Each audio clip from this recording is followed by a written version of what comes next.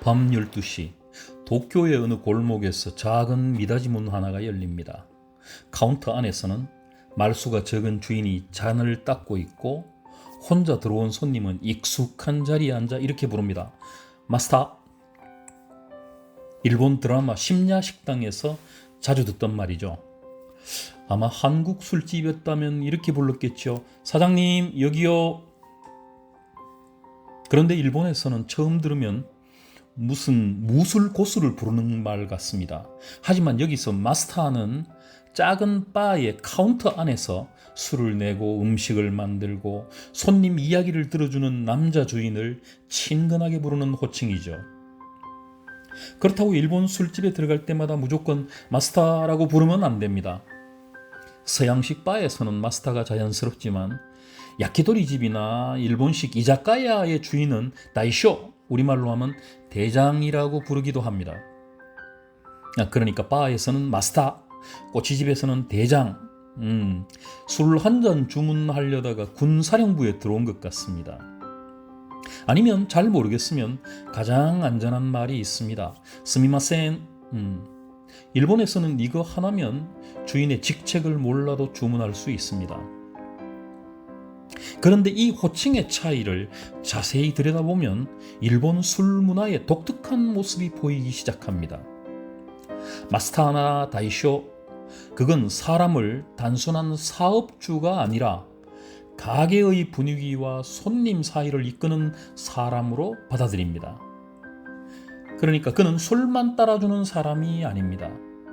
누가 무슨 술을 마시는지 기억하고 말하고 싶은 손님에게는 귀를 내주고 말하고 싶지 않은 손님에게는 조용한 자리를 내줍니다. 어쩌면 일본의 작은 술집에서 가장 중요한 것은 술병이 아니라 카운터 안에 서 있는 한 사람인지도 모릅니다. 안녕하세요. 한국과 중국, 일본, 가깝고도 조금씩 다른 세 나라 문화를 어른들의 눈으로 천천히 들여다보는 서로서로 TV의 표종체입니다. 그리고 오늘은 중국에 이어 일본의 술 이야기 그 첫 번째 시간입니다. 자, 문을 열고 들어가 볼까요? 문은 미닫이 문일 수도 있으니 너무 세게 밀지는 마십시오. 첫 장면부터 공사할 수는 없으니까 말이죠. 마스터가 있는 일본의 작은 술집. 우리에게 가장 익숙한 곳은 아마 드라마 심야식당일 겁니다. 밤 12시부터 아침까지 문을 여는 작은 식당. 메뉴판에는 몇 가지 음식밖에 없지만 주인은 말합니다. 만들 수 있는 거라면 만들어 드리죠. 그래서 손님들은 메뉴판에 없는 음식을 주문합니다. 빨간 비엔나 소세지, 달걀말이, 버터와 간장밥, 대단한 사내 진미는 없습니다. 대신 그 음식에는 한 사람의 어린 시절이 있고 먼저 떠난 사람에 대한 기억이 있고 차마 입 밖으로 꺼내지 못했던 사연이 있습니다. 한 접시에 음식이 나오면 이야기도 함께 나옵니다. 그런데 자세히 보면 심야식당의 마스터는 손님의 인생을 해결해 주지 않습니다. 돈을 빌려주지도 않고 누가 옳은지 판결하지도 않고 어떻게 살아야 하는지 길게 훈계하지도 않습니다. 그냥 음식을 만들어주고 가끔 짧은 말 한마디를 건넬 뿐입니다. 70년쯤 살아보니까 깨닫게 되더군요. 사람이 힘들 때 반드시 정답이 필요한 것은 아닙니다. 내 이야기를 재촉하지 않고 들어주는 사람, 그리고 말없이 따뜻한 음식 한 접시를 내주는 사람이 필요할 때가 있습니다. 아마 우리가 심야식당을 보며 마음이 편안해지는 이유도 그것일 겁니다. 그리고 문득 생각합니다. 내게도 저런 가게 하나 알고 있었으면 좋겠다. 일본의 밤을 보여주는 또 하나의 유명한 드라마가 있죠. 고독한 미식가입니다. 주인공 이노가시라 고로상은 늘 혼자 식당에 들어갑니다. 그는 자리에 앉아 메뉴판을 아주 심각하게 바라봅니다. 생선구이를 먹을 것인가, 고기를 먹을 것인가, 밥은 보통으로 할 것인가 꽃배기로 할 것인가. 남들이 볼 때는 그저 점심 한 끼인데 고로시의 머릿속에서는 국가 예산 심의가 열립니다. 이것도 먹고 싶어. 하지만 저것을 포기할 수는 없어. 그렇다면 둘 다 주문하면 되지 않아? 혼자 왔기 때문에 누구의 취향을 물어볼 필요가 없습니다. 한국의 어른들에게 혼자 밥을 먹는다는 것은 한때 조금 쓸쓸한 일이었습니다. 술은 더 그랬죠.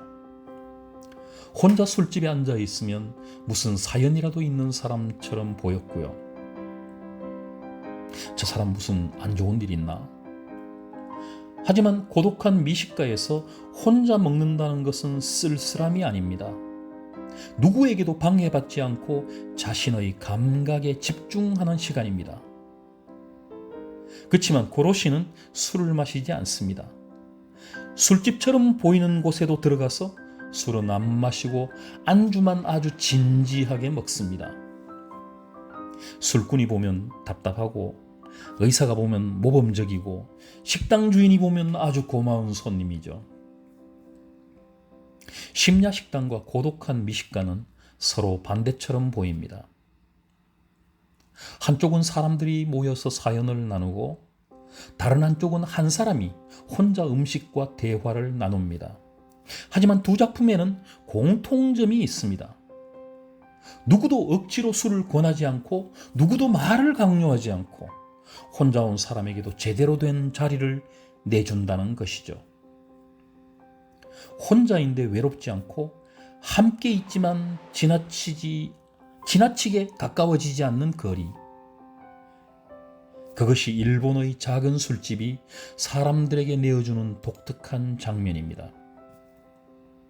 그런데 이렇게 조용한 사람들이 여러 명이 함께 술집에 들어가면 분위기는 달라집니다. 자리에 앉자마자 누군가 아주 익숙한 목소리로 외칩니다.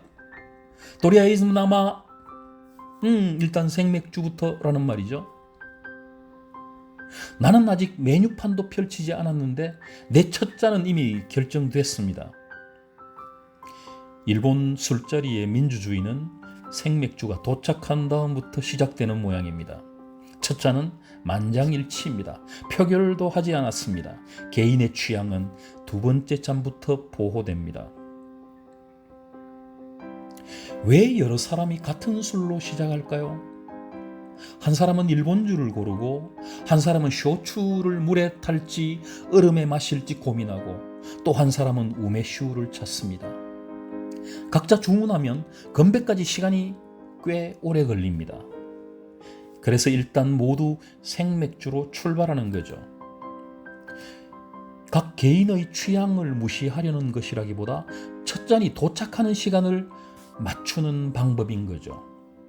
한국에 일단 소맥으로 시작하시죠 라는 것과 비슷합니다. 다만 한국에서는 누군가 직접 소주와 맥주를 섞으면서 분위기를 띄우고 일본에서는 생맥주 잔이 모두의 손에 도착할 때까지 기다리는 장면이 익숙합니다. 그리고 누군가 인사를 하고 모두 잔을 듭니다.乾杯! 그제야 술자리가 시작됩니다. 첫 잔은 단순히 목을 축이는 술이 아닙니다. 지금부터 우리는 같은 시간 안에 들어간다라는 신호입니다. 자, 생맥주가 나왔습니다. 그런데 술과 함께 주문하지 않은 작은 접시가 하나 놓입니다. 이야, 일본은 서비스가 좋구나. 아직 감동하지 마십시오. 그 접시 아마 무료가 아닐 겁니다. 일본의 이자카야에서 외국인이 가장 당황하는 순간입니다. 시키지 않은 안주가 나왔습니다. 에다마메일 수도 있고 채소절임이나 감자 샐러드일 수도 있고 가게에 따라서는 꽤 정성스러운 제철 음식이 나올 수도 있습니다. 이것을 오토시라고 합니다.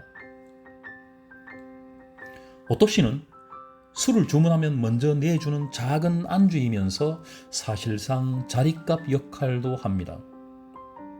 한국 손님은 생각합니다. 시키지도 않았는데 왜 돈을 받지? 가게 주인은 생각할 겁니다. 그럼 첫 주문이 나올 때까지 빈 탁자만 보고 있으라고 할 수는 없잖아. 처음에는 생각합니다. 역시 일본은 친절하구나. 먹어보니 맛도 좋습니다. 이것이 일본의 환대 오모테나시인가 보다. 그런데 나중에 계산서를 보니까 가격표가 붙어 있습니다. 음식은 먼저 왔고 설명은 계산할 때 왔습니다. 같은 접시를 두고 한쪽은 강매라고 생각하고 다른 한쪽은 손님을 맞이하는 첫 음식이라고 생각합니다. 그러고 보면 문화 차이는 거창한 철학책보다 계산서 한 줄에서 더 선명하게 나타나죠. 여기서 여행 팁입니다. 주문하지 않은 음식이 나왔다고 서비스 감사합니다 부터 외치지 마십시오. 무료인지 궁금하면 먹기 전에 물어보시면 됩니다. 다 먹고 난 다음에 물어보면 그것은 질문이 아니라 회고입니다. 그런데 우리는 지금 자연스럽게 이자카야라는 말을 쓰고 있습니다. 혹 이 이름의 뜻을 아십니까? 뜻을 알고 나면 드라마 심야식당의 작은 카운터도 다르게 보일 겁니다. 옛날 에도 시대 사람들은 술 가게에서 술을 사서 집으로 가져갔습니다. 그런데 아마 이런 성질 급한 손님도 있겠죠. 집까지 언제 갑니까? 여기서 한 잔 줘요. 그러면 술가게 주인은 잔을 내주었고 손님은 그 자리에서 마셨습니다. 한 잔을 마시니까 이번에는 안주가 필요합니다. 뭐 좀 먹을 건 없어? 그렇게 간단한 음식이 나오기 시작합니다. 그러니까 술을 사러 온 손님이 마시고 먹고 마침내 눌러 앉으면서 술 가게는 조금씩 이자카야로 발전해 갑니다. 우리는 흔히 이자카야를 일본식 선술집이라고 말합니다. 그런데 한자를 가만히 들여다보면 그 역사가 보입니다. 머물 거자에 술주자 그리고 집옥자. 술 가게를 뜻하는 사카야, 주옥 앞에 머물 거자가 붙었습니다. 말 그대로 머물러서 술을 마시는 가게가 된 것이죠. 처음부터 거창한 식당을 만들려고 시작한 게 아닙니다. 손님이 집에 가지 않아서 생긴 셈이죠. 그런데 이 말을 한국말처럼 한번 꺼내 읽어볼까요? 이자가야? 아니요, 안주 하나만 더 먹고 가겠습니다. 그렇게 눌러앉은 손님들이 몇백 년이 지난 지금도 곧바로 집으로 가지 않고 있습니다. 에도 시대 이자카야에는 사람들은 긴 의자나 안 그러면 땅바닥에 앉았고 거기다가 데운 술과 간단한 음식을 먹었죠. 그리고 에도 아시다시피 오늘날의 도쿄입니다. 당시에 에도는 각지에서 일하러 온 사람과 무사, 일용 노동자가 몰려든 큰 도시였습니다. 이자카야의 카운터 다시 한번 가볼까요? 카운터 안에는 주인이 있고 바로 앞에는 손님이 있습니다.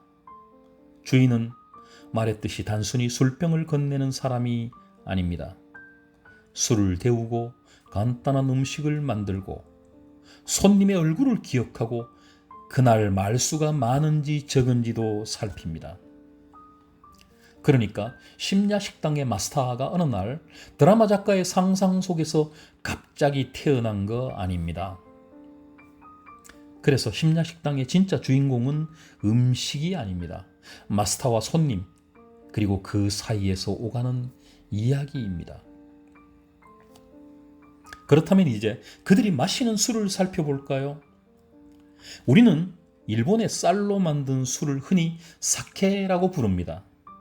틀린 말은 아닙니다. 하지만 일본어에서 사케는 술 전체를 가리킬 수도 있습니다. 쌀로 발효한 일본 술을 분명하게 말할 때는 니혼슈라고 부릅니다. 그러니까 일본 술집에 가서 사케 주세요라고 말하는 것은 한국 술집에서 술 주세요라고 말하는 것과 같은 말이 됩니다. 니혼슈는 쌀을 발효해서 만들고 대체로 알코올 도수가 15도 안팎입니다. 맥주보다 조금 더 센 편이죠. 차갑게도 마시고 실온에서도 마시고 따뜻하게 데워 마시기도 합니다. 작은 잔을 오초코, 또 술을 담아서 따르는 병을 독꿀이라고 합니다. 어떨 때는 마스라고 하는 네모난 나무 상자 안에 잔을 놓고 술을 넘치도록 따라주기도 합니다. 처음 본 한국 손님은 당황합니다. 사장님, 술이 넘쳤습니다. 하지만 그것은 실수가 아니라 인심을 눈으로 보여주는 방식입니다. 잔을 넘어서 나무 상자까지 채워져 있는 술을 보면서 손님은 생각합니다. 아, 이 가게 손이 크구나. 그러나 그건 한국의 국밥집에서 밥을 수북하게 담아주는 마음과 닮았을 뿐입니다. 쇼추는 고구마, 보리, 쌀 같은 재료를 발효한 뒤에 증류한 술입니다. 흔히 25도 안팎이고 얼음과 함께 마시거나 물 아니면 뜨거운 물, 때로는 탄산수에 타서 마시기도 합니다. 오키나와에는 아와모리라는 것도 있습니다. 쌀로 만들지만 반려한 뒤에 증류한 건데 오키나와의 역사와 기후를 담은 독특한 술입니다. 여기서 한중일 세 나라 술의 지도가 보입니다. 한국의 막걸리와 약주, 일본의 니온슈, 중국의 황지우, 이거는 곡물을 발효시킨 술이라는 큰 가족에서 만납니다. 그런데 한국의 소주, 일본의 쇼추, 중국의 바이지우, 이거는 증류주라는 또 다른 가족에서 만납니다. 그러나 누룩과 코지, 원료와 발효법, 증류와 숙성 방식에 따라서 맛과 향이 달라집니다. 세 나라의 술,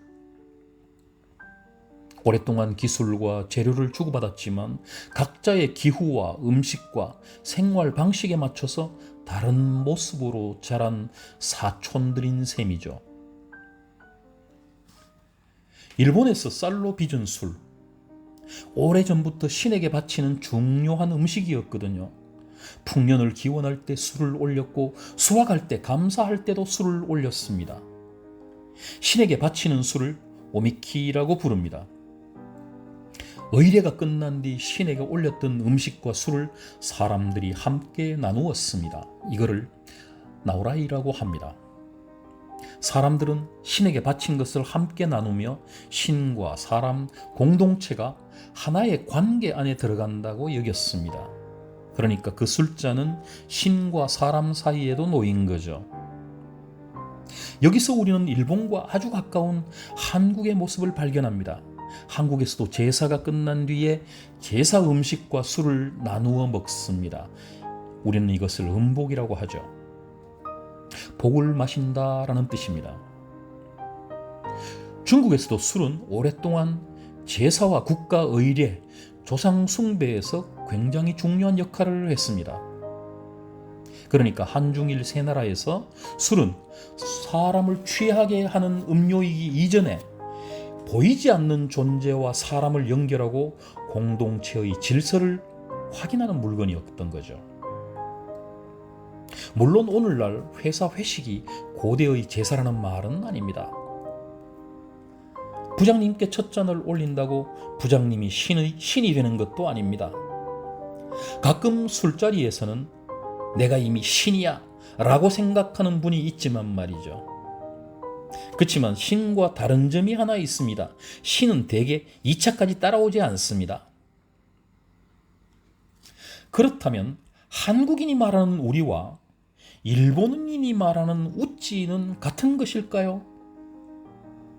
비슷해 보이지만 두 말이 움직이는 방향은 조금 다릅니다.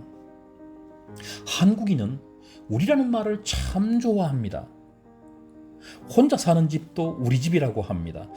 자기 어머니를 우리 엄마라고 부르고 자기 남편도 우리 남편, 자기 아내도 우리 마누라고 부릅니다.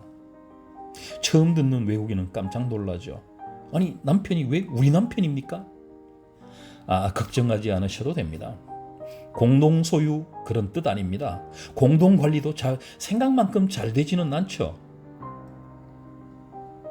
더 재밌는 것, 부부싸움을 할 때입니다. 관계가 좋을 때는 우리 남편인데 문제가 생기면 갑자기 영감탱이가 되고 이왼수가 됩니다.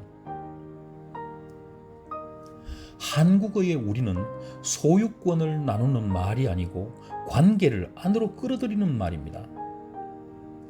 그러니까 한국 사람들은 처음 만난 자리에서도 공통점을 찾습니다. 고향이 어디십니까? 학교는 어디서 나오셨죠? 군대는 어디서 근무했습니까? 그리고 조사가 끝나면 판결이 내려집니다. 아, 그럼 우리가 남이가. 그리고 조금 지나면 형과 동생이 됩니다. 한국의 술자리에서 술은 남을 우리로 만드는 접착제 역할을 하기도 합니다.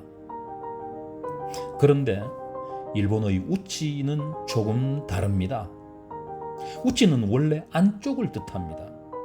우찌가 있으면 바깥쪽에는 소또가 있습니다. 그러니까 누가 안에 있고 누가 밖에 있는지, 지금 내가 어느 집단의 사람인지가 중요합니다. 회사 안에서는 우리 부서가 우찌가 될 수 있습니다. 다른 회사 사람을 만나면 조금 전까지 경쟁하던 옆 부서도 같은 회사의 우찌가 됩니다. 외국에 나가면 같은 일본인이라는 더 큰 우찌가 되는 거고요. 한국의 우리라는 것이 관계를 발견하면서 바깥으로 점점 넓어지는 경향이 있다면 일본의 우찌는 그때그때 안과 밖의 경계를 확인하는 성격이 더 강하다고 볼 수 있습니다. 그렇다면 일본의 회사 술자리 노미카이라는 것은 무엇을 하는 자리일까요? 그건 이미 같은 우찌에 속한 사람들이 서로의 소속을 다시 확인하는 자리인 거죠. 낮에는 직급과 업무 때문에 하지 못했던 말을 술자리에서 꺼냅니다. 사실 저도 그렇게 생각했습니다. 이 말은 단순한 의견이 아닐 수 있습니다. 나도 당신과 같은 우찌의 사람입니다. 그것을 확인하는 말이기도 합니다. 그래서 일본의 직장 술자리는 참석한 사람에게는 친밀함을 주지만 참석하지 않는 사람에게는 불안감을 줄 수 있습니다. 술을 마시지 않는 것이 문제가 아니라 나만 바깥 사람이 되는 것은 아닐까 걱정하는 것입니다. 따돌림, 이지메의 걱정이 시작될 수도 있는 거죠. 오늘은 여기까지 하고 다음에 2편으로 들어가겠습니다. 표종체였습니다.